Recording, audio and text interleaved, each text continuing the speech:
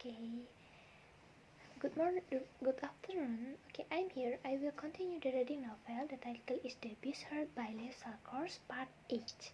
Let's go. Winning beds twice as flowers beds permanently in their prime. Flowery risings with springtime's blossoms, and fragrant herbs growing together with diligent fools and tiniest. I had orchids both in fruit and in flower, and lawns ornaments with essential yew trees trimmed into fantastic shapes and hedges. Sometimes the lawns and yews were cold and green, and sometimes they were covered in a blanket of clean, white snow. Another lawn was set with bouquets of different variants of trees, all in glorious ornamental colors, tinged by my ancient servants and pampered by magic. My gardens flourished even a part of the woods presents a ruined. This dance was what greeted the lost travelers as he rode through my gates. How is Amazement must have gone? As the world around him melts from winter into spring and summer, I lit lanterns along his paths, so he could better see the nodding blooms and grown free of frost. And I made sure every window of my house was ablaze with welcoming light. I led him first to the stables where the door swung open to reveal fresh hay and rams out mess.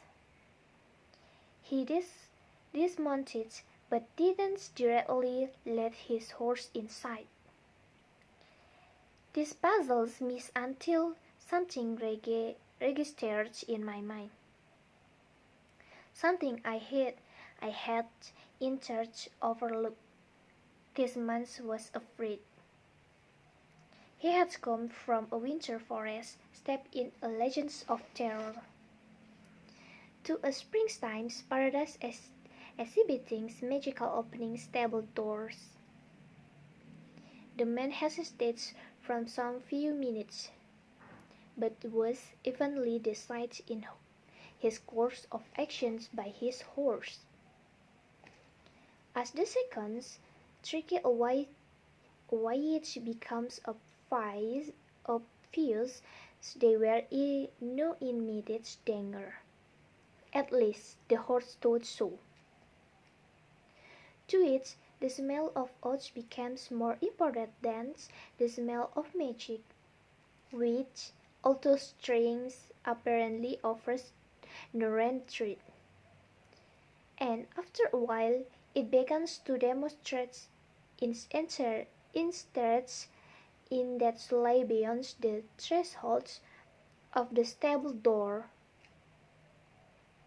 This must have made the traveler realize that, trap or no, his only alternative was the forest, which offers curtains that he eventually relented and led his horse inside, where it very sensibly went straight to its stalls and began to consume the oat mass without even waiting to be disposed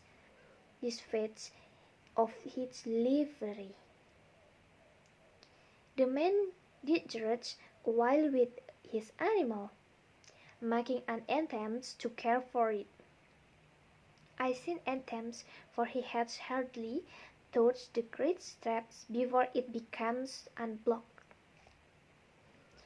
And by the time he had taken the saddle off and placed in Inoch's pack, the saddle blankets and brides had also mysteriously found their ways to their place, and his packs and bag were nowhere to be seen. He only confessed the fact and left the horse to each mask after he discovered that, while no picky ones of his tired fed clean, the other three had been done, and it caused carrots to perfection. As he felt the stables and a series of well-placed lamps lit to show him the paths to extrances hell where a marvelous face awaited him, and as he made his way through the garden, I left my library and also went to the entrance hall. I was excited beyond words and could no longer satisfy myself with the faint sense of his in my house. I had to see him with my eyes. I did not go down into the hall, but rather through one of the curtains galleries overlooking it. I intended to watch him as he ate and measure the kinds of man he was. I would let him eat his meal, and then I would come down the staircase and we would sit by the fire and talk as men should. I expected him to be afraid at first, but I reasoned after the good meal he would be more relaxed. He would find me fearsome, but he would have already experienced my hospitality and good care, and surely that would reassure him as to my good intention. I was in dreadness, peering through the cracks in the velvet strips. The seconds passed me by, and I felt each and every ones, like single drops of water falling into a crystal bowl. Then he entered. Even allowing for exhaustion, his gait and posture were not those of a young man.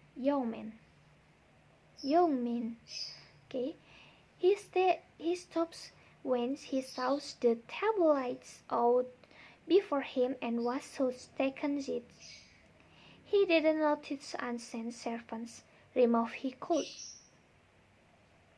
His chair slid out from its place and trudged emphatically towards him, and a flask arose from the table and poured him a glass of wine. His mouth gaped open, and again he just stood and stared. "Sit," I growled in frustration as his Antonius last-winded response began to grate on my nerves, and was now Antonius myself when he started, looked fearfully around, and quietly stated himself. I too glanced around. Perhaps it was echoes, or perhaps it was magic. But I was to frighten him a little as possible. I would have to be more careful. I watched him eat with interest. He ate quietly as hungry men would. But he didn't gobble his food. It became obvious he was a man of some breeding, or at least his table etiquette was excellent, and seems unconsciously so. He ate a lot, but didn't gorge himself, and when he was done, he folded his napkin and pushed back his chair and stood up. He cleared his throat uncertainly and began to speak. "I didn't know," if there anyone to hear me or not. He sighs lonely, but if there is, I thank you for hospitality. You must forgive my hesitation. I am by no means arrogantful, but this great capital is a strange place, and I have a very hard journey. Okay, that's all my reading novel. So next week I will reading again. Thank you.